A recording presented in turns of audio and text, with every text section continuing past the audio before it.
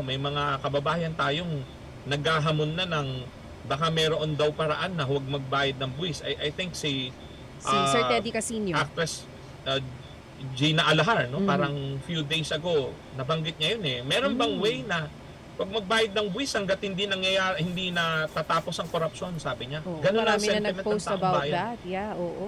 Ang dami po kasi nagte-text sa akin, Yusek Andres.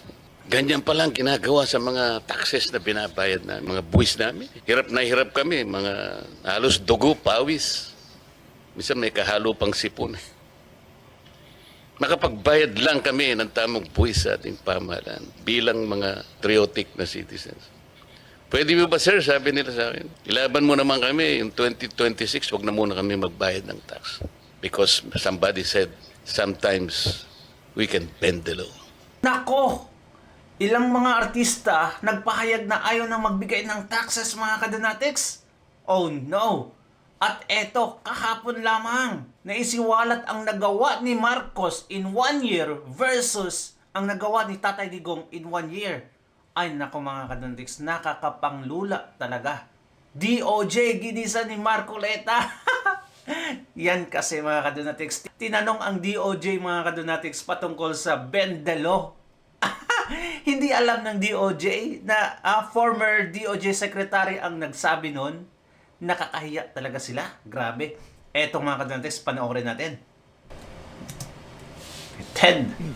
Tungkol po sa panibagong postponement sa pagharap ni dating Yusek Roberto Bernardo sa ICI na dapat po ay today. Babalikan lang po natin to para maintindihan po ninyo kung gaano po kung gaano ka-importante ang karakter nito sa isyong ito.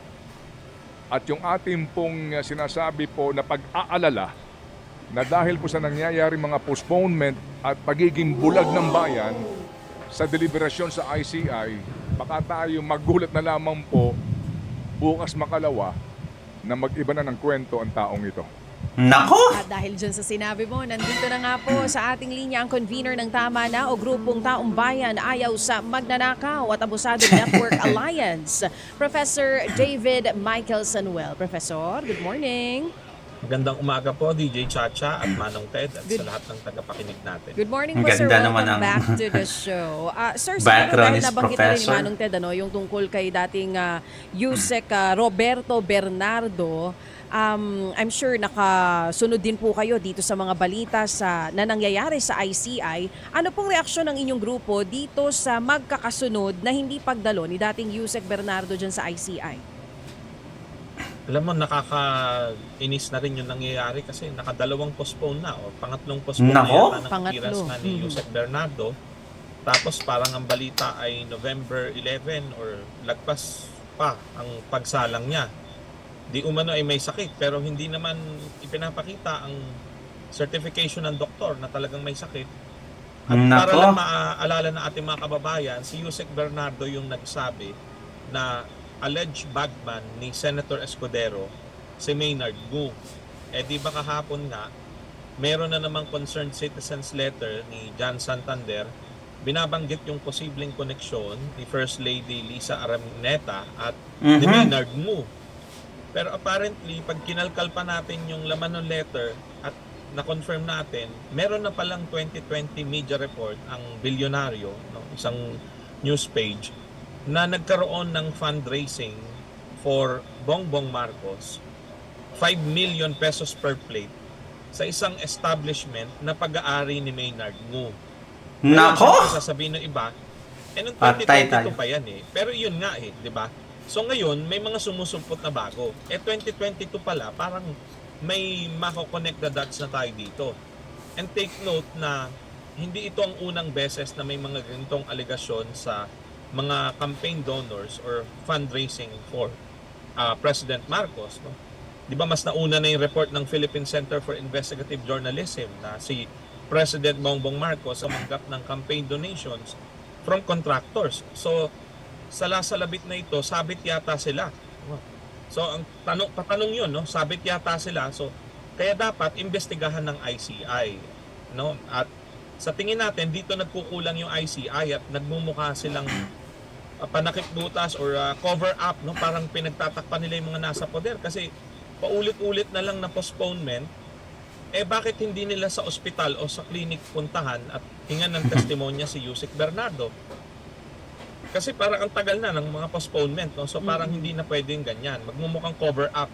Lalo na hindi naka-live stream ang mga hearings. So yun ang unang kailangan gawin ng ICI. I-live stream nila kasi otherwise nagmumukhang moro-moro, hindi natin alam ang nangyayari at talagang maaakusahan sila ng mga mamamayan na baka ito ay whitewash o cover up para mapagtakpan ang mga nasa poder.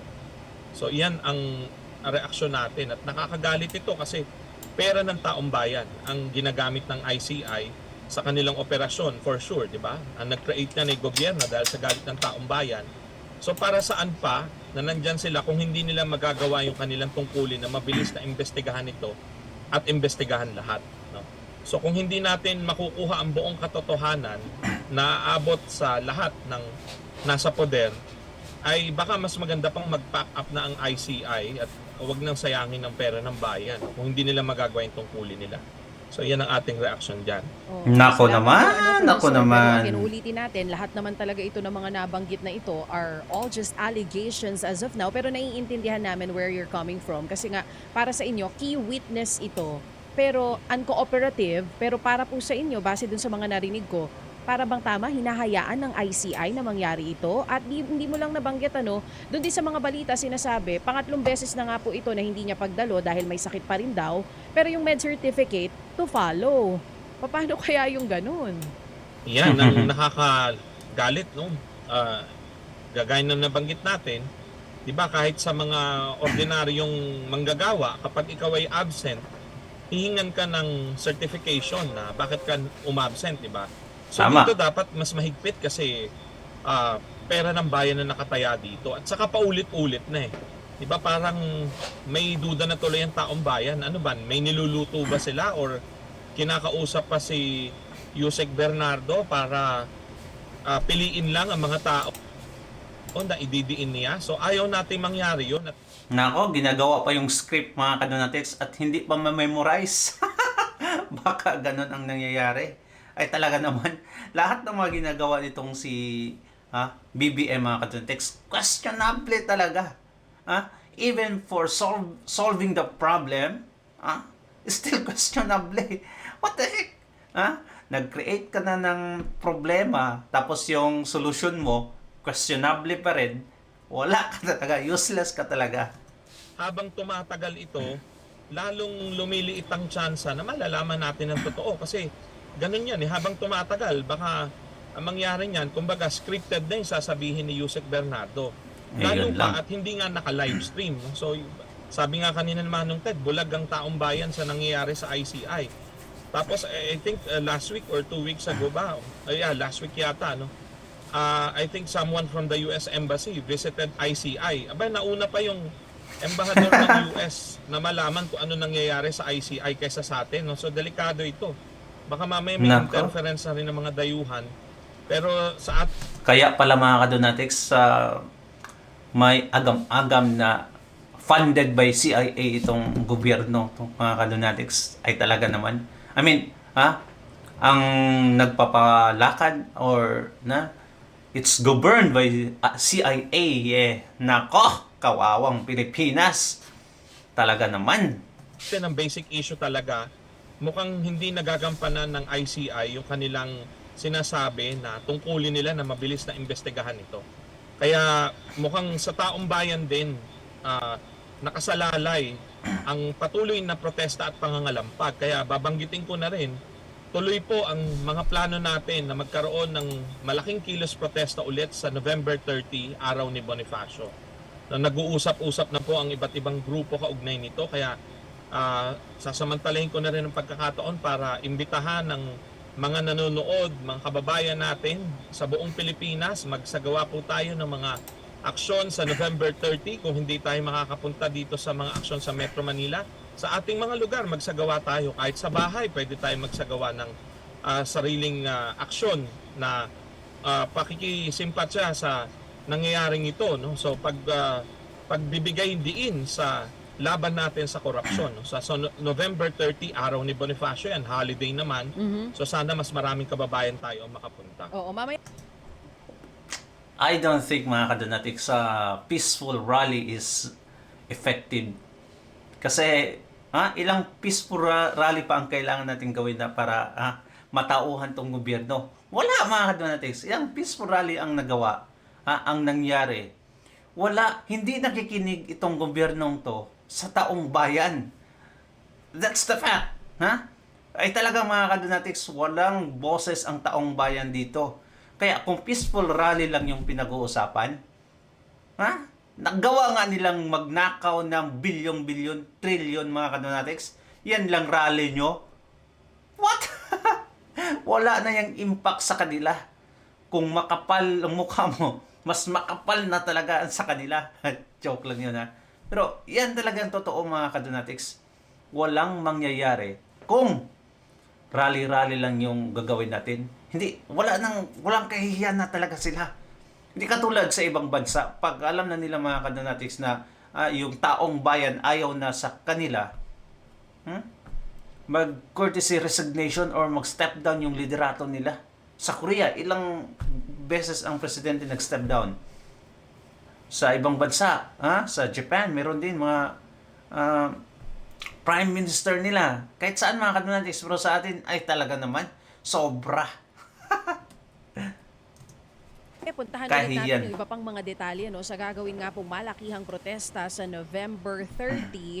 Pero narinig na namin yung reaksyon ninyo dito sa 3 beses na pag-postpone ni Yusek Bernardo dun sa hearing nga sa ICI. Ano naman ang reaksyon ninyo dito sa naging request ni dating Speaker Martin Romualdez na ipagpaliban din yung hearing dahil naman yung sa kanya naman sa huling balita, medical procedure. Ano naman pong reaksyon nyo doon? Siyempre, kung Nagkasakit na pala si Tumbaloslos. Ay nako, dapat sana mga kadonatics, at sana totoo yung nagkasakit talaga siya. talagang may medical procedure, ay wala tayong magagawa, mapopostpone. Pero siguro ang minimum na hinihingi natin, ipakita nila yung certification ng kanilang doktor para alam rin ng taong bayan. Kasi si former Speaker Romualdez, public figure din siya. So may karapatan din ng taong bayan na malaman ng tungkol sa kanyang kalusugan, lalo na kasama siya sa resource person, so iniimbestigahan ng ICI. Nung sa panahon ni Lacson mga kadonatics sa Blue Ribbon Committee, nung hindi makapunta si Curly Discaya, anong ginawa nila? Si Curly ba yun? Or yung asawa? Nako mga kadonatics, pinilit nila na ibigay sa yung hiningi nila yung medical certificate. Saan na? Kasi nagkasakit yung asawa mo, di ba? Saan na yung medical certificate? Grabe mga kadonatics. Nung hindi na ibigay, anong ginawa nila? Ay, kinontempt, kinulong sa Senado. Hanggang ngayon, kulong pa rin. Eto, nako, yung isa, 3 beses nang umabsent. Ngayon mga kadonatics, pati si Tambaloslos na nakigaya na din. What the heck? Sana yung medical certificate na hinihingi ng taong bayan para malaman talaga na kung nagkasakit ba talaga. Kung nagkasakit man, nako, go on to them. So sana maging 100% transparent sila sa ano talaga yung nangyayari sa kanilang kalusugan. At saka magbigay sila ng klarong timetable kailan sila sasalang. At sana pag sumalang sila sa investigasyon or sa hearing, naririnig at napapanood ng taong bayan. Zaldico at Romualdez. Kakatuwa mga kadonatics. Ay talagang nagsasakit-sakitan na ngayon. Tingnan nyo, ang dalawang Tambaloslos, ang dalawang demonyito talaga mga kadonatics na ay talaga namang source sa korupsyon or pasimuno sa korupsyon. Ay nagkasakit na ngayon. Tingnan nyo yung kung hindi man to scripted mga kadonatics, ay kung totoo talagang nagkasakit sila, ay karma na talaga. Actually, ito ay para rin sa kanila ng mga resource person. Alam nyo maganda pag naka-livestream. Kung sila ay babagabagin ng kanilang konsensya dahil naka-livestream, alam nila na safely pwede nilang sabihin ang lahat ng gusto nilang sabihin. At hindi sila mapagbabantaan ng sino man. At pagbantaan man sila ng sino man, maaring mabigyan sila ng proteksyon ng mamamayan kasi kung sasabihin nila ang buong katotohanan na naka-livestream, malalaman ng taong bayan sino ba talagang may kagagawan dito at sino ang nadawit lang at sino ang nagamit lang. So yun ang panawagan natin eh. Kaya dapat dito sa mga resource persons, sana ay bagabagin kayo ng inyong konsensya at tungkulin sa taong bayan. Of course, may mga magsasabi Wala na maraming yan. politiko walang konsensya, pero sa tingin ko bahagi rin ng kulturang Pilipino na eventually pag nakita mo na ito ay pagtitimbang na ng alin ang mas mabigat, ang kapakanan ng bayan o ang sariling kapakanan mo o kapakanan ng iyong pamilya, eventually marirealize mo ikaw ay bahagi lang ng bansang Pilipinas. Ang dapat mong unahin ang kapakanan ng bayan. Diba? Sabi nga ni General Luna, bayan o sarili, mamili ka. Sana piliin nila ang kapakanan ng bayan. Isiwalat nila ang buong katotohanan, sino man ang tamaan. Yun ang hinihiling natin sa mga resource persons at sa mga posibleng resource persons na sa ngayon ay hindi pa lumalantad. Kasi sa nakikita natin, sa lawak at lalim ng issue, diba, mukhang maraming senador at kongresista ang sangkot. May ebidensya na para doon. Batay sa mga lumilitaw pang sulat, mga concerned citizens letter na may mga evidence din at mga larawan, mukhang hanggang palasyo ang patutunguhan nito. Ngayon, anong dapat gawin ng mga nakakaalam? Lumantad na sila ngayon. Isipin nila ang kapakanan ng bayan. Kasi sa ganitong kalaking mga krimen at pandarambong sa pera ng bayan, hindi ka panipaniwala na isa o dalawang tao lang ang nakakaalam. Napakaraming nagsabwatan dito para mangyari. Kaya sana itong mga nakakaalam, isiwalat na nila ang buong katotohanan bago pa mahuli ang lahat. Ngayon ang panahon para lumantad na sila at sabihin ang kanilang nalalaman. At kung gusto nila na mapatawad sila ng bayan, iyon lang ang unang hakbang. Kailangan muna ng hustisya at para magkaroon ng hustisya, isawalat nila ang buong katotohanan. Professor, may nabanggit kayo, no? Narinig na rin namin yung panawagan ninyo sa ICI. Resource person na hanggang ngayon hindi pa lumalantad. Sino po ba sa inyong grupo ang gusto ninyo na ipatawag pa ng ICI na na para sa inyo, isa ito sa key witness dito sa issue ng flood control, pero hanggang ngayon hindi pa rin na ipapatawag aside dun sa mga nauna na napatawag ng ICI? Sa tingin natin, no, yung binabanggit kahapon ng letter ni John Santander, no, may sapat na proof para ipatawag si Maynard Ngu. Kasi ulitin natin, 2022 pa lang ay nababanggit na yung pangalan niya related sa mga Marcos. So dapat at the very least imbitahan. Nako. Sige, 'di ba sabi nila walang power ang ICI na magpatawag talaga, hihilingin lang nila. Di subukan nila. No? Sabi nga nila, hindi naman nakatelevise ang hearing, so wala pa ring ma-violate na privacy or whatsoever. At uulitin natin yung lagi rin nilang ginagamit sa mga kritiko ng gobyerno.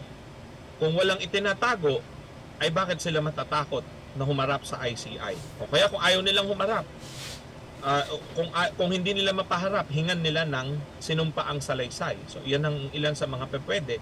At bukod dito, sa tingin ko, ang mga tao na pwede pang ipatawag ng ICI, lahat din ng mga senador at kongresista na nabanggit na mga nauna na malaon ay maaaring i-freeze yung assets dahil sa konektado sila sa mga nangyayari, dapat pinapatawag na yan ng ICI. So, at uulitin natin, sana naka-live. At the very least yun, yung mga senador at kongresista na nabanggit yung pangalan, kailangan silang magpaliwanag sa ICI. I think kailangan bulat-latin na rin ng ICI yung tungkol sa mga campaign donations ng mga contractor sa mga kandidato.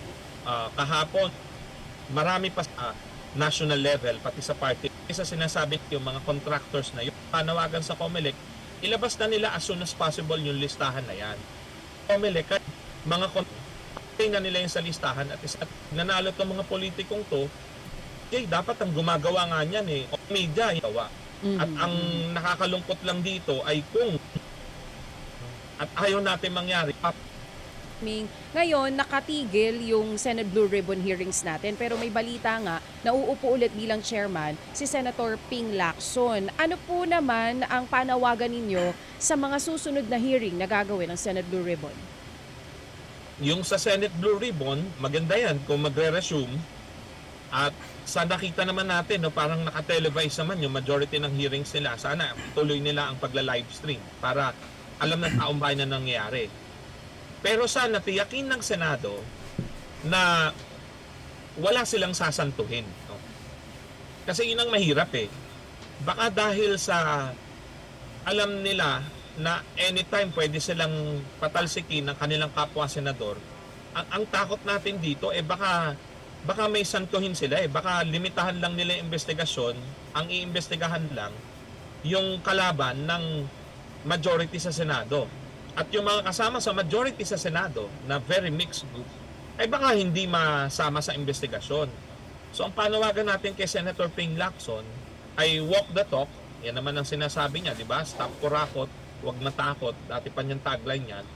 Eh, tuloy natin yan. No? So, kahit sino ang madamay, gawin niya ang investigasyon. At ganun din ang panawagan natin sa Kongreso, kung magsasagawa sila ng bukod na investigasyon, ganun din. Huwag naman maging self-serving na baka ang gawin ng Kongreso ay mga senador lang iimbestigahan. Tapos ang Senado naman, mga kongresista lang iimbestigahan. Magmumukhang moro-moro, magmumukhang palabas ang lahat. Huwag nating sayangin ang pera ng taong bayan sa ganyang mga hearing na walang patutunguhan. Para may patunguhan yan, lahat ng sangkot dapat managot. Kaya magsimula tayo sa mga nabulgar na may senador, may kongresista raw na sangkot. So yan ang isa-isahin, yan ang idetalye. At bilisan sana nila. Sana dumulo ito sa mabilis na pagsasampa ng kaso at pagpapakulong agad sa mga mandarambong. Kasi yun ang malaking problema natin sa Pilipinas mula noon hanggang ngayon. Ang nakukulong lang yung mga meron, yung mga operator, pero yung talagang mastermind, laging nakakawala. Napakaraming beses nang nangyari yan.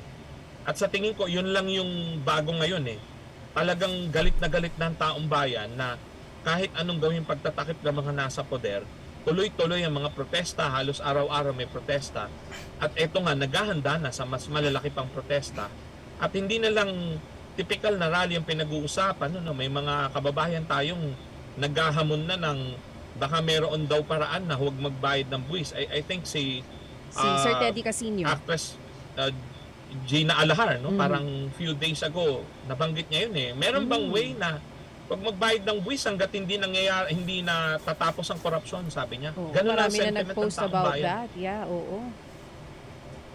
Since nabanggit niyo po yan, Prof, sorry, balikan ko lang yung tungkol, mamaya puntahan po natin yan, yung mga panawagan na hindi na lang basta kilos protesta o rally ang kailangan sa nangyayari ngayon. Sa pagbabalik ni Senator Ping Lacson bilang chairman ng Senate Blue Ribbon Committee, sinasabi niyo umaasa kayo na tiyakin na walang Wait lang mga kadanatics, ay talaga naman, ganyan ang magandang gawin ngayon. Hindi na magbayad ng tax hanggat hindi ma-resolve yung corruption sa Pilipinas. Kasi hanggang may tax mga kadonatics, may pumapasok na pera, ay talagang hindi yan hinto tong mga kumag na mga demonyong mga politiko mga kadonatics. For sure. Kasi gold yung paningin nila sa pera. Nakakasilaw talaga mga kadonatics. Kaya, nako, mas maganda pag hindi magbayad ng tax.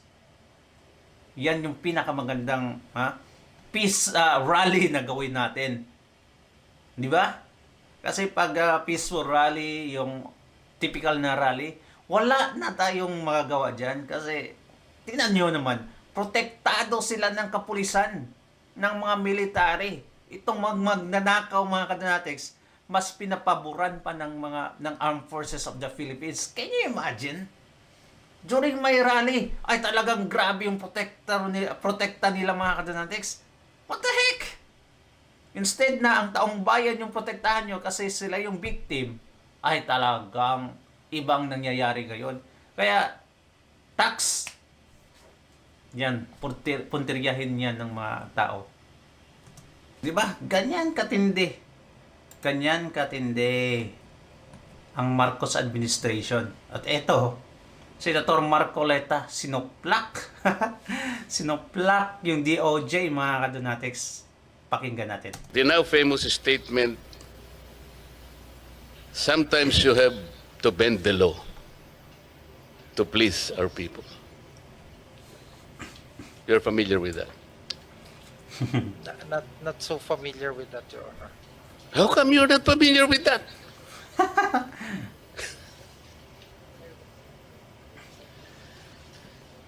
May I refresh your memory? Yes, thank you, Your Honor. We were talking about, this issue of prostitution and blah, blah, blah. Hanggang dumating yung isang point where one of us made a suggestion. Sometimes we have to bend the law in order to please the people. And he asked the former Secretary of Justice for affirmation. Am I correct, Mr. Secretary? And the Secretary said, yes, sir. You agree with the affirmation of the Secretary of Justice? I do not agree. Good. I do not agree. Good. Because basically, in implementing the law, there are positions you can take. But bending the law is not one of them, Your Honor. Buti na lang ganyan na sila. Very good. Kasi sa ibang mga interview, sinasabi niya, bending the law is okay, basta wag lang breaking the law. How can you accept that kind of statement? You cannot bend the law. No one is above the law, sabi pa nga natin. And the overarching principle in the promulgation of our Constitution is upholding the rule of law. No one should bend the law. Not even in imagination. Mahirap po yun eh. Kasi kung sinabi mong you agree, ang dami po kasi nagte-text sa akin, Yusek Andres. Ganyan pa lang ginagawa sa mga taxes na binabayad namin. Mga buwis namin. Hirap na hirap kami. Mga halos dugo, pawis. Minsan may kahalo pang sipon. Makapagbayad lang kami ng tamang buwis sa ating pamahalaan bilang mga patriotic na citizens. Pwede mo ba, sir? Sabi nila sa akin. Ilaban mo naman kami. Yung 2026, wag na muna kami magbayad ng tax. Because somebody said, sometimes we can bend the law to please the people. I may be able to please them, Secretary. Kasi yun ang text nila. Can I say yes to that? Can I? No. Very good. Thank you. Ito pong Secretary, yung pagkaka-transport ng dating Pangulo ng Republika sa The Hague. Ang pagkakaalam ko po kasi, maraming pronouncement ng ating Pangulo. Yung iba na-memorize ko pa nga po eh. We will not assist the ICC in any way, in any form. From now on, I ask my secretaries Nako. to do the same. I mean, something like that. Pero nangyari, kabaligtaran, Secretary, di ba? The former Secretary of Justice explained that, well, those pronouncements are not cast in stone. Ito na naman eh. Ito yung parang ephemeral lang nangyayari. Parang the government officials' decision, sabi niya, sometimes can be changed Nako. at times. What do you Dami think talaga ito si- are the factors that necessitated a change of mind? Like from not assisting the ICC in any manner, in any way, in any form, he was just transported there. Now languishing in the detention center on the other side of the planet. What do you think are the factors used by the DOJ? First, Your Honor, if I'm not familiar to the particular circumstances that the secretary, the particular facts that which made the secretary made the actions Who is before. familiar? Who is familiar from And among second, you? Your Honor, if I also may state, the matter is pending now with the matter before the Supreme Court. So the position, the legal position on the actions of the former Secretary of Justice has been elucidated with the court. But for the Department of Justice, it's Chief Dennis Chan who made the argument and presented the position of the DOJ in this regard, Your Honor. My question is, what are the factors that necessitated a change of mind from not helping the ICC in any way, in any form, which is a policy matter, with the reverse that happened? I'm not privy to that, Your Honor. Who is privy? Kasi parang, Your Honor, it may be the former secretary, now the ombudsman. oh, wala na siya sa DOJ, nasa ombudsman na siya. Alam nga naman Yes. ipatawag natin siya rito. Yes, Your Honor. What happens now to the principle of continuity?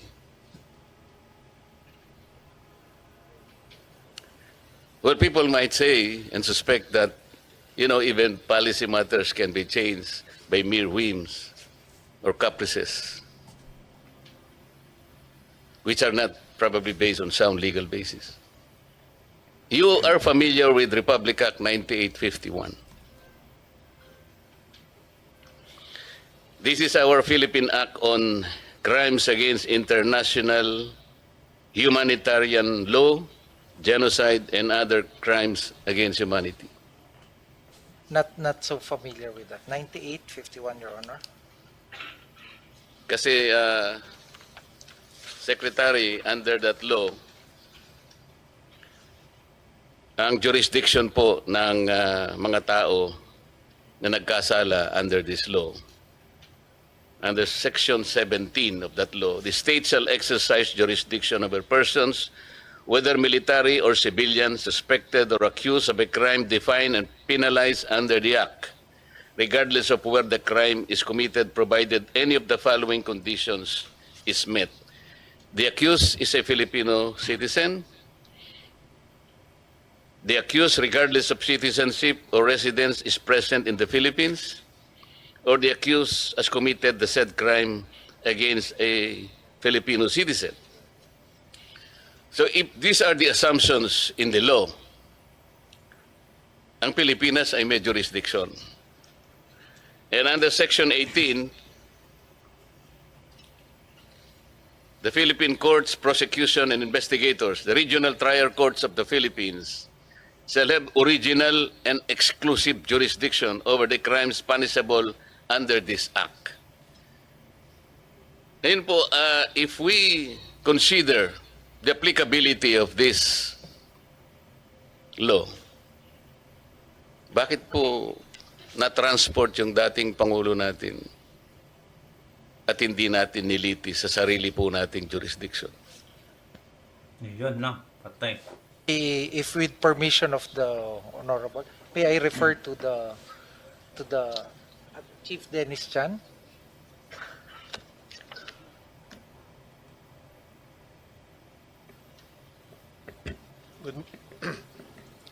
Good morning, Your Honors. Good morning, Senator Marcoleta and Senator Gatchalian. You are correct, Your Honor, that Section 17 on jurisdiction provides for the state exercising jurisdiction over persons suspected or accused of committing a crime penalized under RA 9851.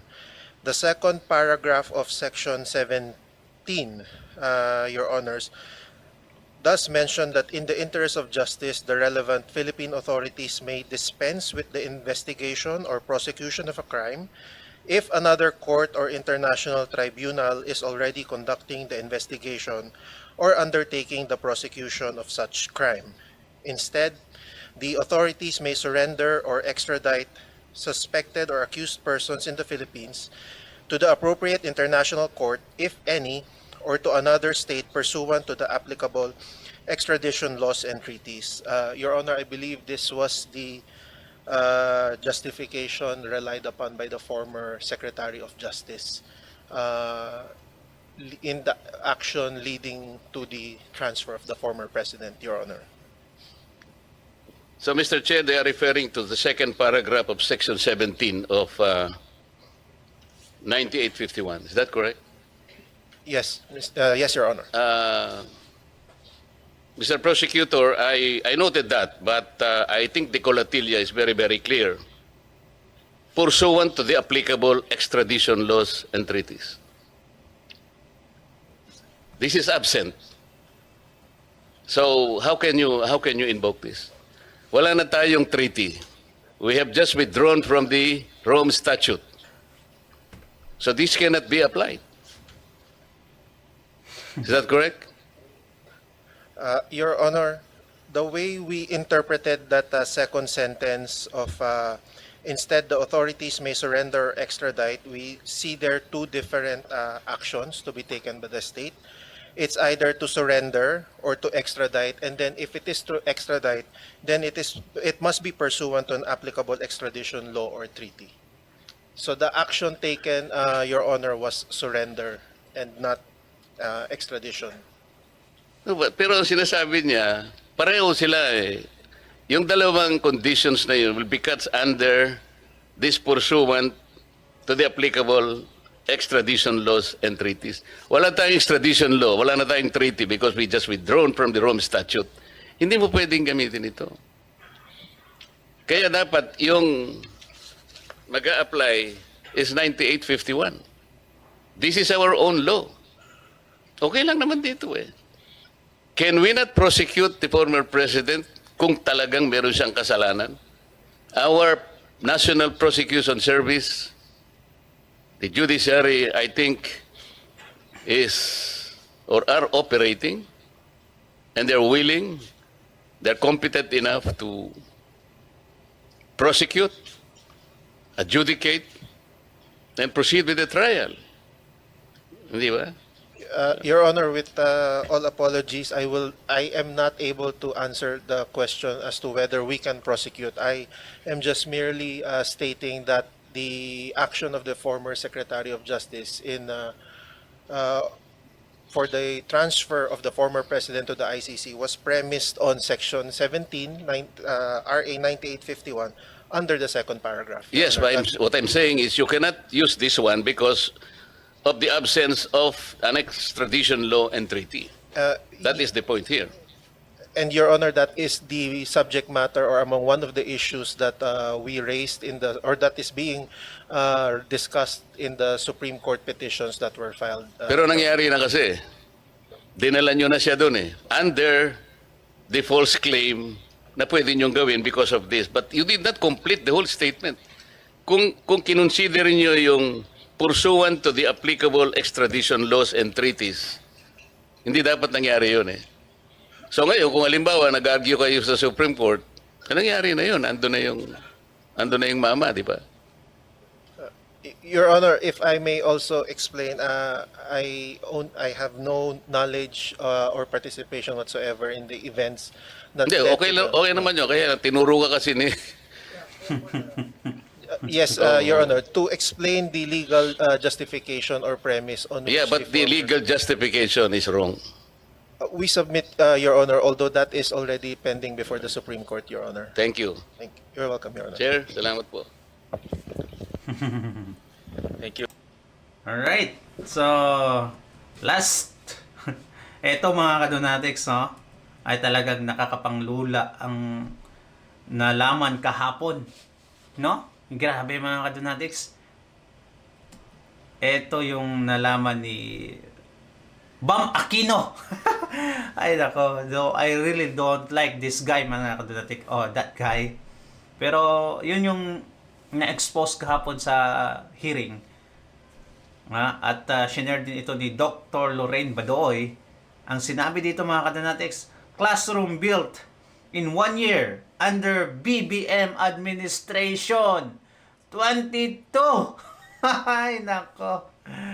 Paano na lang, BBM?